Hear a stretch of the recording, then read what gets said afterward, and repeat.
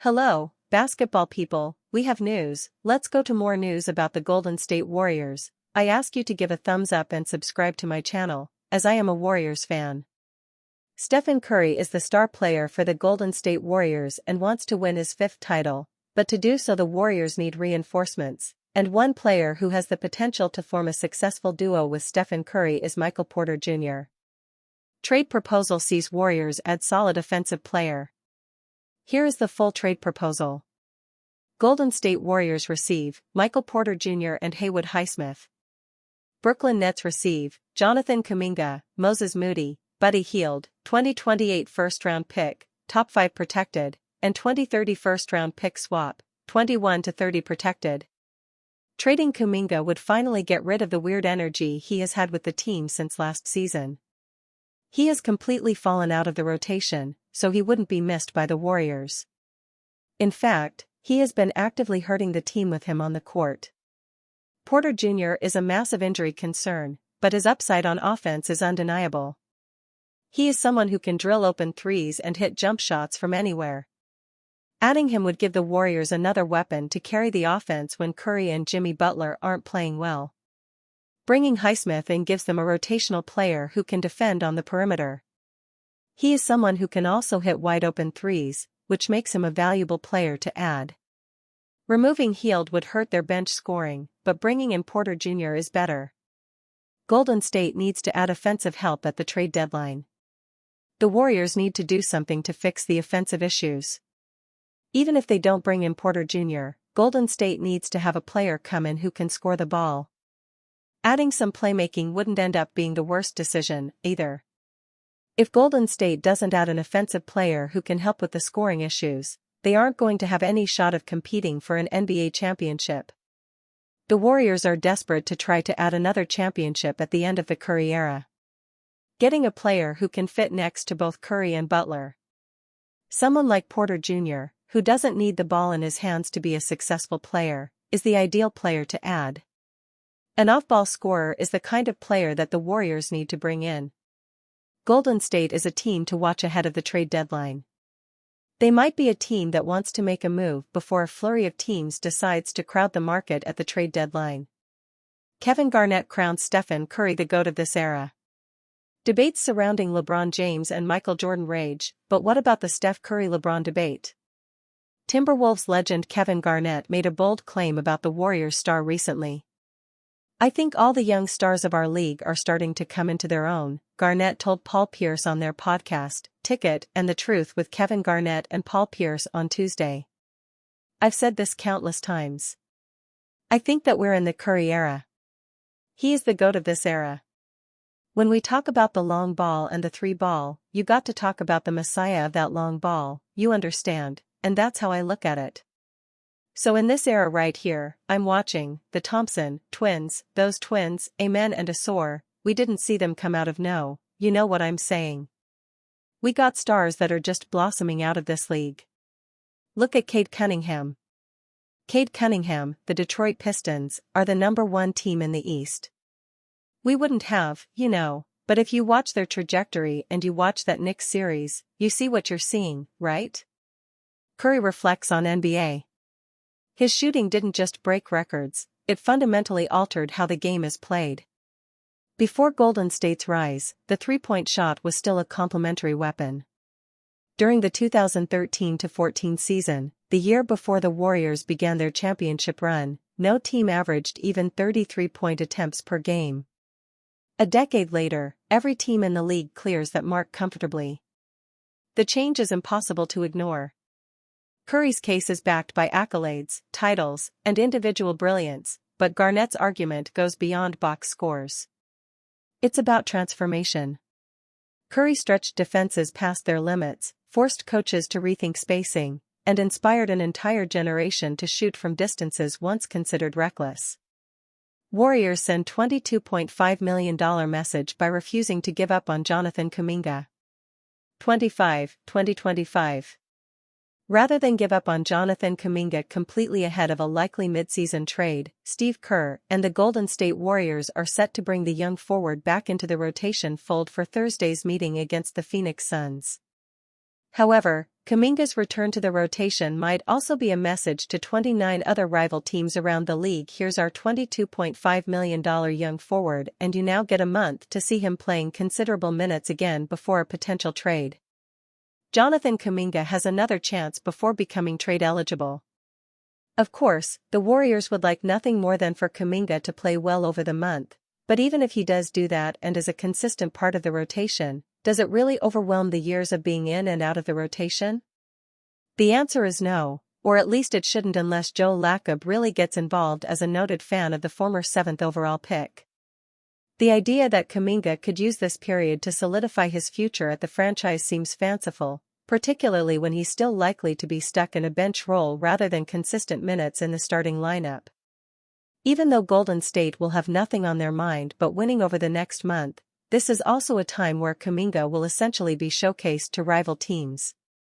There's an irony in the fact his return to the rotation will seemingly come against the Suns, one of the two teams, along with the Sacramento Kings, that had the strongest interest in sign-and-trade negotiations during the offseason. Steve Kerr stated on Wednesday that Kuminga has been working really hard and that he wants to reward that, but one can't help but to wonder if there was some pressure from those in the front office to get the 23-year-old back on the floor. In fairness to Kuminga, he seemingly said the right things publicly to show he's still invested in the team. It's also in his best interests to do that, and to play well over the next month, because it might just increase his value enough where Golden State can find a suitable trade that gives him an opportunity elsewhere. It's a big month ahead for the Warriors as a team as they look to recover from an underwhelming 13-14 start. It's also a big month for a number of individual players whose futures remain uncertain, starting with Kuminga, who will become trade eligible on January 15th.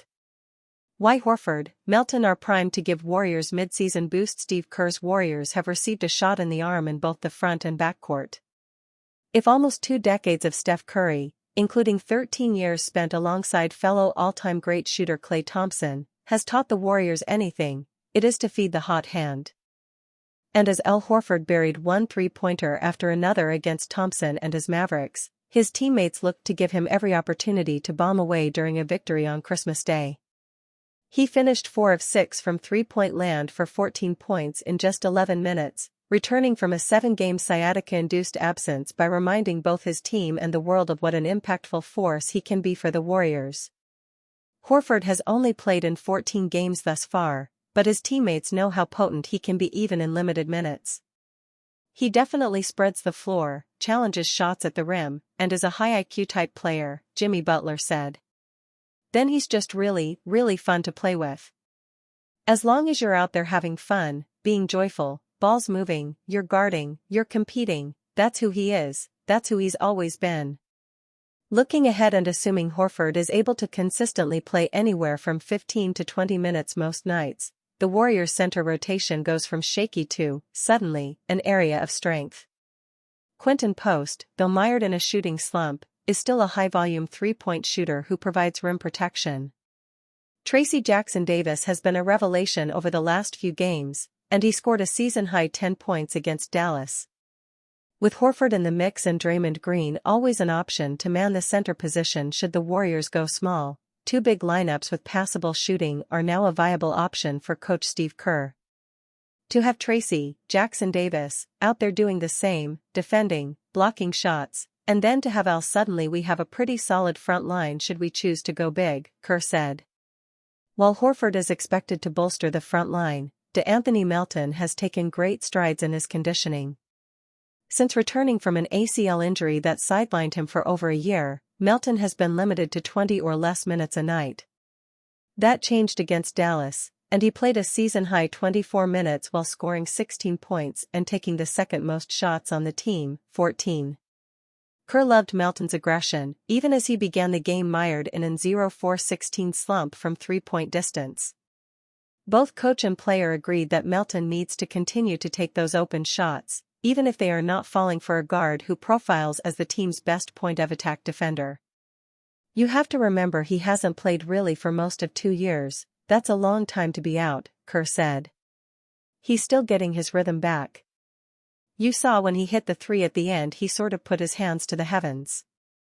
He's had a lot of open threes that haven't gone in yet. It will start going once his legs are underneath him and he's found his groove. Though the percentages have not been stellar at 27% shooting in 7 games, Melton flashed the two-way ability that made him coveted by the Warriors in spite of his injured knee. He repeatedly attacked the rim and was one of the Warriors' few consistent threats to get into the paint off a live dribble. Speaking after the team's third consecutive victory and looking ahead to a 3-game trip beginning in Toronto on Sunday, Melton was optimistic that his minutes will only be able to increase as he approaches the new year. I think definitely my conditioning has gotten better, Melton said. Before, my first 5 minutes of the game, I feel like I'm ready to pass out. But now, I feel a lot better. I feel like I can play a lot longer. After looking stagnant for long stretches of the first part of the season, Horford's return and Melton's continued emergence have suddenly given the Warriors a boost, and a reliable rotation for the first time this season.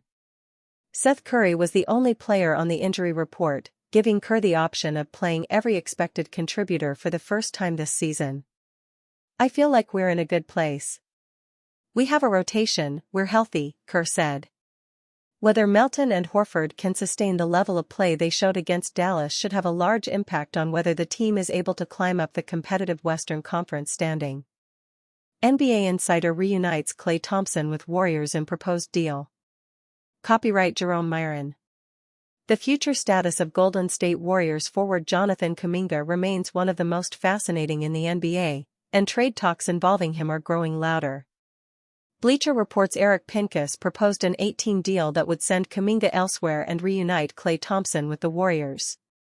The full trade involves the Warriors, Jazz, Mavericks, Magic, Nets, Nuggets, Raptors and Suns. Golden State would receive Thompson, Jonathan Isaac, Day'Ron Sharpe, Garrett Temple and a Jazz 2027 first-round pick. Kuminga would head to Utah, along with Hunter Tyson, Nuggets, and Nigel Hayes-Davis, Suns. Buddy Hield, Al Horford and Tracy Jackson-Davis would also be moved from the Warriors in the deal. The Warriors satisfy Curry's wishes, getting Thompson to replace Hield, who has struggled to hit shots this season, Pincus said. The trio, with Draymond Green, would be on the path to close their historic runs together through the 2026-27 season, provided Green opts into the final year of his contract. More, Ben Simmons is going pro in a sport you'd never expect. Thompson would return to Golden State, where he spent 13 seasons before being traded to Dallas in the 2024 offseason. Kuminga, who's seen a diminished role with the Warriors this season, would get a fresh start.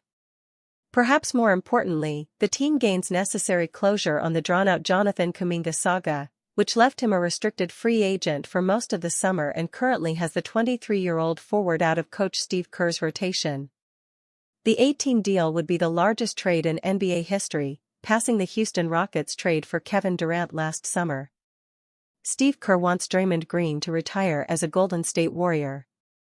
Speaking further, Steve Kerr admitted he had a chat with Draymond Green and reiterated his desire to see Green retire as a Golden State Warriors star. We had a great chat. I care so much about Draymond, and the relationship we have is like family. And like family, you go through ups and downs.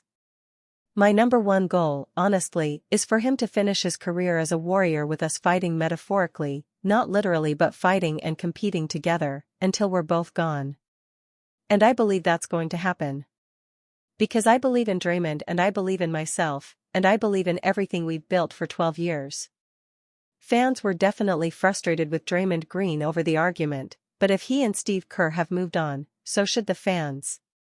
Any talk of the Warriors trading Draymond over the argument with Kerr will cool off, as the Warriors look to regain control of their stop-start season. Former Celtics champion impresses for new team on Christmas Day. Al Horford left the Boston Celtics during the offseason. The veteran big man was an unrestricted free agent. He signed a 2-year, $11.6 million deal with the Golden State Warriors.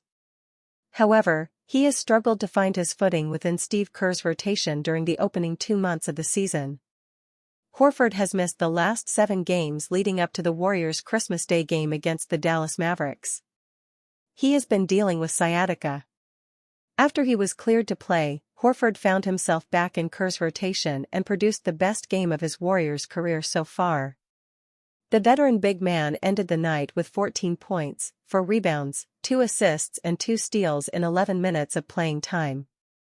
He shot 4 of 6 from deep and went 5 of 7 overall. His presence off the bench, both defensively and offensively, gave Golden State a spark that Celtics fans are all too familiar with. Horford is the ideal veteran. He doesn't dominate touches, rarely gets sped up by opposing defenders and understands how to control angles on defense, allowing him to be a highly impactful defender despite his advancing age. Unfortunately for the Celtics, Horford wasn't the only big man to walk through the exit door this summer. Luke Kornet and Kristaps Porzingis are both suiting up for new teams. That's left somewhat of a gap in Boston's big man rotation, which is why Joe Mazzulla has leaned on a small ball rotation with his second unit this season. Fortunately for Mazzulla's team, Luka Garza has stepped up in the last 2 games, making a huge impact on the offensive glass and serving as a shot deterrent in the paint. The issue is that his defensive limitations are a concern, especially if the Celtics have plans to make a deep postseason run. Sooner or later, Brad Stevens likely will address that gap in the depth chart by adding another big man. Still, Boston will find it difficult to replace what Horford brings to the table. And now, after a rocky start to life in the Bay Area, the Warriors appear poised to reap the reward of acquiring Horford this summer. Steve Kerr opens up about the beauty in chasing one last Warriors title. Kerr believes there's meaning in the struggle itself, even if the Golden State Warriors fall short of another title. Every team in the NBA has one goal in mind: to win the Larry O'Brien Trophy. And as a franchise that's hanging on to the last threads of their dynasty, the Golden State Warriors are no different. However, this season has been challenging for the team, with injuries and chemistry issues plaguing them from the start. Despite these struggles, head coach Steve Kerr remains optimistic and recognizes the beauty in the team's journey this season. In an interview with Z Nikita on The Athletic show, Kerr talks about how every roadblock on their path only makes every victory more meaningful. One last push. The Warriors used to be an unstoppable force, crushing every team that stood in their way. Aside from setting the record for most wins in a single season, they also went on a memorable run to the title in 2017, losing only 1 game in the entire postseason. However, those times have long passed. With roster changes and Father Time doing what he does to the team's Sentinels, Stephen Curry and Draymond Green, it's safe to say the Warriors have become just one of the many teams that are trying to catch up to the present-day powerhouses in the West, the Oklahoma City Thunder and the Denver Nuggets. Kerr knows that excellence in the association will always be determined by the number of championship rings a team has.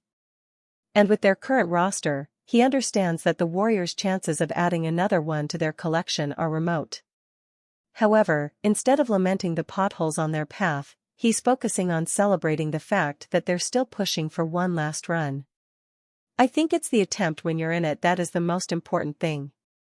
Obviously, we all, ring culture, we all focus on who won, but there is something beautiful in the fight, in the quest, Kerr explained.